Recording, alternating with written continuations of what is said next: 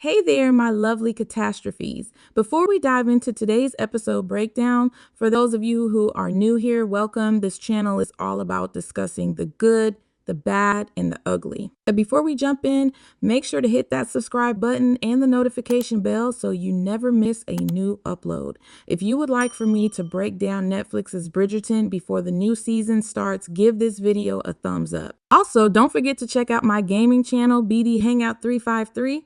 Now, let's talk about Shogun Episode 3, Tomorrow is Tomorrow. In the thrilling third episode of FX's series adaptation of James Clavell's Shogun, titled Tomorrow is Tomorrow, an unexpected danger arises as an assassin attempts to take down Blackthorne. The question on everyone's mind is, where did this assassin come from? And more importantly, who is behind this sinister plot? As the episode unfolds, we are taken on a captivating journey that not only delves into the lives of Blackthorne and Toranaga, but also reveals a pivotal moment for Mariko, whose character begins to take shape before our eyes. Fans of the novel will be delighted to see the puzzle pieces falling into place, setting the stage for Mariko to become a captivating figure in her own right. However, before that can happen, Blackthorne must earn her trust, a task he skillfully accomplishes in this gripping episode. Prepare yourself for a detailed recap of the third chapter of this enthralling saga. Get ready to be captivated. Take Maru, played by Yuki Kido, assist Kashigi Yabushi, portrayed by Tadanobu Asano, in updating his will before his encounter with Lord Toranaga. Yabushige is convinced that his fate is sealed. As dawn approaches, Yabushige is escorted to meet his lord, where Nagakado, played by Yuki Kura, is waiting to receive his weapons. They ascend the battlements where Lord Toranaga, portrayed by Hiroyuki Sanada, awaits. General Toda Hiromatsu, played by Tokuma Nishioka, stands behind Yabushige with his hand on his katana. Toranaga inquires about the previous night's attack and questions Yabushige about the Amida Society. Yabushige admits to knowing only the common knowledge about the secret group of assassins. Toranaga reveals his knowledge of Lord Ishido's visit to Yabushige and asks about the offer made. Yabushige confesses that he was offered a seat on the council but is not interested. Toranaga inquires about Yabushige's desires, to which he responds with a wish to expand his fief with the Suruga province. Toranaga proposes a deal to Suruga province in exchange for protecting the engine and his wife, Lady Kiri, who will be relocated to the fishing village of Ajiro. Additionally, Toranaga invites Yabushi to join him in witnessing the sunrise. Father Alvito delivered the news to Captain General Ferrara that the black ship was unable to depart. Ferrara was enraged, asserting their right to dictate terms due to the profits they brought in. Turning to Father Delacaye, he expressed his frustration that the pirates should have been eliminated before reaching Osaka. The black ship sails tonight, he announced before leaving. Outside, Ferreira encountered Rodriguez, who was waiting to load the cargo. Rodriguez warned that leaving without clearance would prevent them from being welcomed back. The longer we wait, the more problems that pilot causes us, Ferriari declared. Rodriguez was surprised to hear that the pilot was still alive. The doctor Soichi Sato tends to John Blackthorne's knife wound while Toda Mariko translates. Blackthorne questions why the doctor isn't bleeding him to cleanse his blood, a practice Mariko is unfamiliar with. Abels with Amazi, he inquires about the assassin, and Mariko reveals her secret past as a palace maid and member of a dangerous sect of assassins. Blackthorne learns that some assassins train their whole lives for a single kill, which is very costly. As the doctor seals his wound, Blackthorne flinches, and the doctor comments on his tension, suggesting that Blackthorne needs a woman. Mariko translates the doctor's proposal to send a woman to pillow with Blackthorne, who is puzzled by the term. Declining the offer, Blackthorne is then asked if he would prefer a male companion. Confused, he questions his whereabouts as a man enters the room, causing Mariko to become tense. Hiroshi asks Mariko if the animal is behaving, to which she responds affirmatively. He informs her that they are leaving Osaka for Ajiro with members of Toranaga's clan. Mariko expresses her confusion, but Hiroshi dismisses her, stating it's not for her to understand before leaving abruptly. General Haramatsu arrives with his granddaughter Yusumi Fuji, carrying the ashes of her executed husband and infant. He solemnly informs her that she will be joining the group heading to Ajiro. As they stand in the room, Hiramatsu's gaze falls upon the samurai swords displayed on the takanoma, triggering memories of his own battles alongside his son in Korea. With a heavy heart, he tells Fuji those swords belong to a samurai. I am sorry for your loss, but they sacrificed their lives for a greater cause. Now it is your turn. Overwhelmed with grief, Fuji silently weeps. Meanwhile, Yabashigi Ai, fully clad in armor, gives instructions to the soldiers about their journey out of Osaka. They plan to take a route through the forest to avoid potential threats to the engine. Ai's one of the soldiers inquires about Nagakato's father, but he confirms that his father has chosen to stay behind. Takemaru hands Yabushige his will, but the determined warrior tears it up, indicating that he has no intention of dying today. Blackthorne approaches Mariko, hoping to speak with Toranaga before their departure. However, Mariko regretfully informs him that it won't be possible. Yabushige instructs Mariko to keep the engine in sight, walking beside the litter. Mariko's son today, Ryuji, pleads with her not to leave him. She reassures him that he will be taken to his grandfather's castle where he will be safer. Bunteo intervenes, forcefully separating Hiroshi from his mother and scolding his son for his behavior before ordering him back inside. As Lady Kiri no Kata slowly emerges from the house, Hiramatsu calls for Toranaga's wife. With a tired voice, Lady Kiri apologizes and expresses her weariness. Meanwhile, Lady Shizu Maka Fujimoto, who is pregnant, expresses her desire to accompany Lady Kiri on her journey. The servant, wearing a hat with netting to protect from bugs, helps Lady Kairi into one of the litters while Fuji is loaded into the other. Just then, a guard announces the arrival of Lord Ishido. Ishido enters the courtyard on horseback, accompanied by a small group of soldiers led by Nabara Jozen. Ishido discusses the arrangement he has with Toranaga, requiring a day's notice for important departures from Osaka. He instructs Jozen to proceed with the inspection despite Nagakato's attempts to intervene. Jozen mocks Nagakato, calling him a brazen brat for not having experienced battle. A confrontation between the two seems imminent, but Hiramatsu diffuses the tension by laughing and stating that Lord Ishido's presence is an honor. He orders them to let Ishido through. Jozen uncovers the first litter and finds Fuji looking gloomy. He then proceeds to the second litter and opens the door. Lady Kiri, sorry to see you go. Ishido says to Toranaga's wife, I am sad to leave, but my lord says there are too many assassins in Osaka. She replies, he nods, mentioning the barbarians' recent attack. He offers to have Jozen accompany the party to the galley. Yabushige declines, but Ishido insists. Lady Shizu groans and doubles over with pregnancy pains, grabbing everyone's attention. Blackthorne is the only one who spots a woman in a hat with a veil hurrying away from the group, swiftly disappearing into a garden. At the last minute, Mariko also notices. Blackthorne gazes at Lady Kiri's litter and sees Toranaga's eyes peering back at him from under a similar hat. Blackthorne smirks to himself at the clever trick they just pulled on Ishido. I'm fine, Lady Shizu declares as she is led back inside. I wish you a safe journey. Ishido bids farewell to the party as he departs. Jozen rides alongside Yabushige, speaking privately with him about Ishido's confusion over his sudden departure with Toranaga's. Please remind your lord, I always keep my promises. Yabushige defends himself. Hiramatsu rushes over to Lady Kiri and Lady Shizu, eager to congratulate them on a job well done. Now it's up to fate, he tells them with a serious nod. As the party begins the arduous task of leaving the protective walls of Osaka Castle, Blackthorne turns to Mariko and asks, Did you know she confirms that nobody knows, explaining that her lord is known for his cunning. Curious, Blackthorn inquires about the consequences if Toranaga is discovered.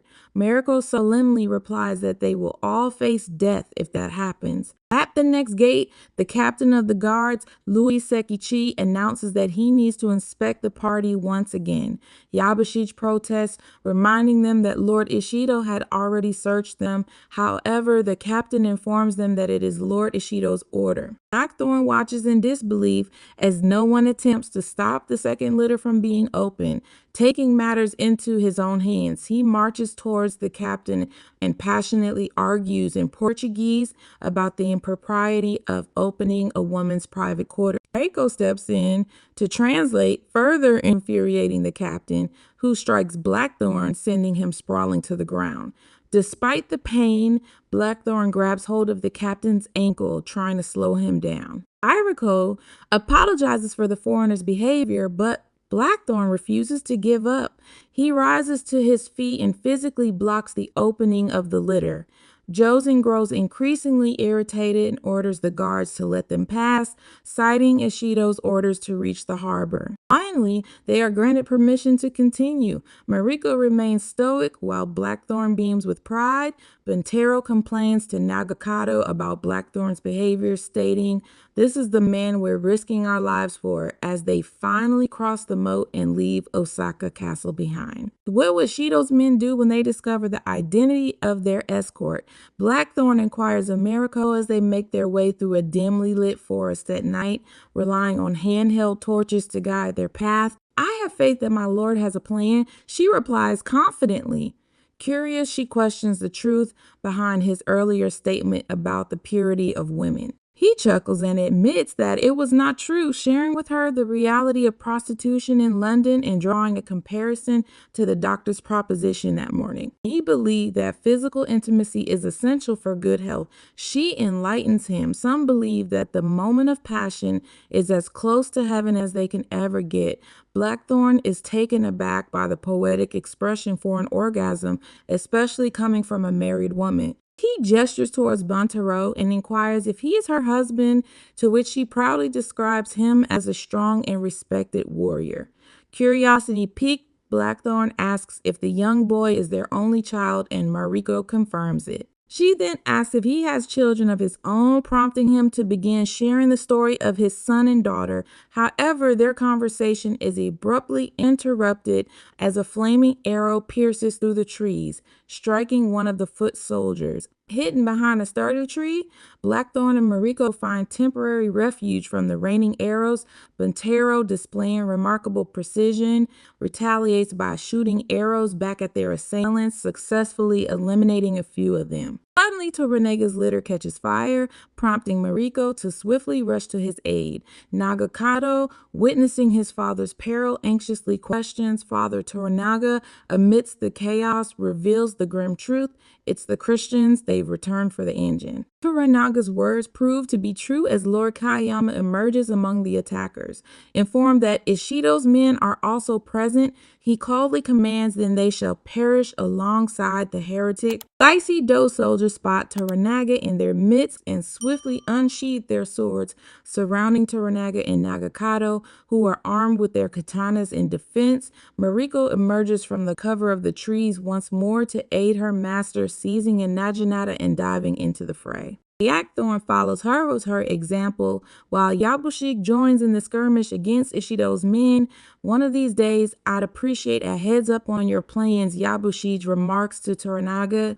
Despite Buntero's accurate archery, one of Ishido's men manages to escape. "Make haste to the ship," Buntero shouts, volunteering to remain and assist in repelling the assailants. Sound the alarm at the harbor, Kiyama commands his men. The heretic is en route. On the shoreline, Toranaga's group is assigned rowboats to make their way to his ship. Blackthorn finds himself in a boat with Yabushige, while Mariko is placed in Toranaga's boat. They haven't gone far from the dock when they hear the shouts of soldiers racing towards the harbor, attempting to intercept them. Buntero is leading the charge, still fighting valiantly. He releases his final arrow, discards his bow, and switches to swords. Backed against the dock, he fights on. Blackthorn feels the urge to turn back and save him. We must press on, Yabushi commands. Sexpiro dispatches every man who sets foot on the dock, creating a momentary respite as other soldiers gather around. Too afraid to approach him, he has successfully thwarted Kiyama's men from harming the engine. Buntaro takes a moment to face his lord.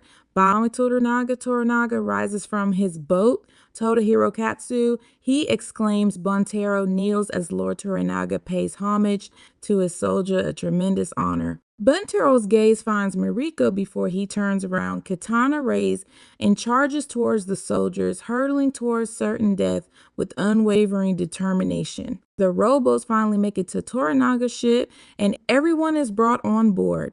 Yabushi takes charge of the crew. Blackthorn, standing on the deck, spots the black ship anchored in the harbor. In the distance, a row of small fishing boats catches his eye. He ushers towards them, questioning Mariko about their nighttime fishing habits. As they observe the men on the boats, adorned with crosses and armed with bows and arrows, Blackthorn senses trouble. Yabushid has double-crossed us. Josen informs Ishido, who has just arrived at the harbor. Could those boats belong to Kiyama's men, blocking our way? Ishido inquires. A plan forms in Blackthorn's mind, realizing that the fishing boats intend to attack Toranaga's ship, but would not dare touch the black ship. He's luring us towards the black ship. Mariko translates for Toranaga. Stressed by this strategy, Toranaga issues orders for the crew to set sail in that direction. Inside Fair Ire's quarters on the black ship, Father Alvido cautions that sailing the ship will jeopardize their diplomatic efforts. Rodriguez interrupts, urging them to come upstairs. They head to the deck to find Lord Toranaga's ship approaching. Ahoy, Ingalls! Rodriguez greets Blackthorn. I present to you Lord Yoshi Toranaga, who wishes to speak with you, Blackthorn announces. Father Alberto translates for Ferrara as Toranaga requests safe passage through the harbor amidst the fishing boats. If your black ship guards my galley, you are free to depart Osaka harbor, he proposes. Shirirara mentions that the price has increased. How about this, Toranaga suggests. Upon the black ship's departure from Macau, it will carry 10,000 tile silver coins for me to invest in the silk trade. Half of the profits would be yours. Father Alvido translates and Ferrara smiles. To Suji, I have an offer for you as well. Toranaga proposes permission to construct a church in Edo, which Alvido conveys to Father Del Aqua, also in attendance. In return, I seek your assistance, words Kiyama, and Ono. Toranaga continues, requesting Alvido to sway them to his side against Ishido. They agree to try and convince the two Christian regents. I, Hitao, help me rid Osaka of these pirates so I can depart, Toranaga asks. As he rises, however, Ferriara adds one more condition to the agreement. Blackthorn must stay in Osaka. The engine is under my protection, Toranaga insists. Father Alberto hands Toranaga the rudder and journal confiscated from Erasmus. He is not the honest merchant he claims to be, Alvido warns Toranaga. Mariko translates for Blackthorn, informing him that the black ship will be their ticket out of Osaka. However, she apologizes and tells him that he must stay behind.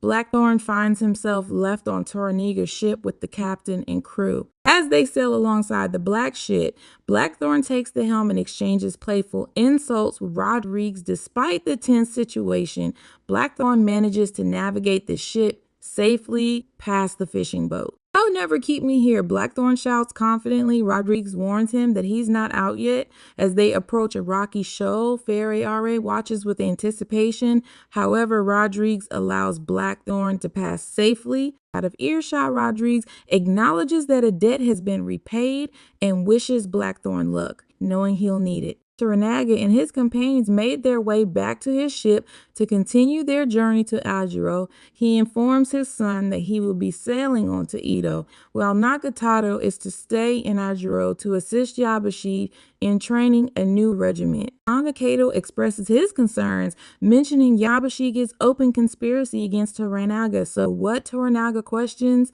I am your son, why don't you trust me? Toranaga explains to his son that life is a game of friends and enemies where one can only rely on themselves. Good day, Mariko greets Blackthorn. He remarks on the pleasant weather. Mariko warns him about the upcoming harsh winter in Japan. Blackthorn shares that winters in England are also tough, with famine occurring every 6 years. You must be looking forward to reuniting with your family back home, Mariko mentions. Blackthorn reveals that he has never met his 2-year-old daughter. You serve your lords with honor, Mariko acknowledges. I have no lords, Blackthorn replies, choosing the freedom of the open sea over family loyalty. No past, no future. He describes the horizon. Only today, Mariko adds, sharing a moment of mutual understanding. Blackthorn recalls Mariko's recent loss of her husband and offers his condolences. She remains silent. Toranaga approaches Blackthorn and Mariko, praising the Anjin for his courageous actions in Osaka. He extends the rudder and journal from Erasmus, emphasizing that piracy is a capital offense in Japan. However, he expresses his frustration at the time-consuming process of translating the books. In the meantime, we must prepare for war. He declares Blackthorn is assigned the task of training a regiment to wield the weapons from Erasmus. Initially, Blackthorn considers mentioning his lack of expertise as a sailor, but he quickly changes his mind. Inform him that it would be a tremendous honor. All I request in return is the safe return of my men and my ship. Toranaga turns to Yabushike and Nagakado, instructing them to absorb as much knowledge as possible from Anjin regarding foreign war tactics. Furthermore, he insists that they cease referring to Blackthorn as a barbarian and bestows upon him a new title.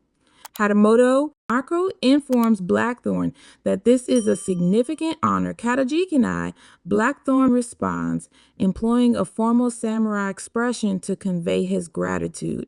Toranaga extends an invitation to Blackthorn to join him for a swim. Blackthorn takes a daring leap into the water, only to realize that he's the only one brave enough to do so. The rest of the group stands there, completely stunned by his audacity. Mariko, with a mischievous glint in her eyes, approaches him and says, "My master wants you to teach him how to dive." Blackthorn, slightly exhausted from his previous attempts, agrees to teach Toranaga. However, Toranaga insists on watching Blackthorn perform the dive multiple times before attempting it himself. As time passes, Blackthorn grows weary, but Toranaga finally feels ready to take the plunge. In a playful manner, Blackthorn challenges Toranaga to a race to the shore, hoping to lighten the mood.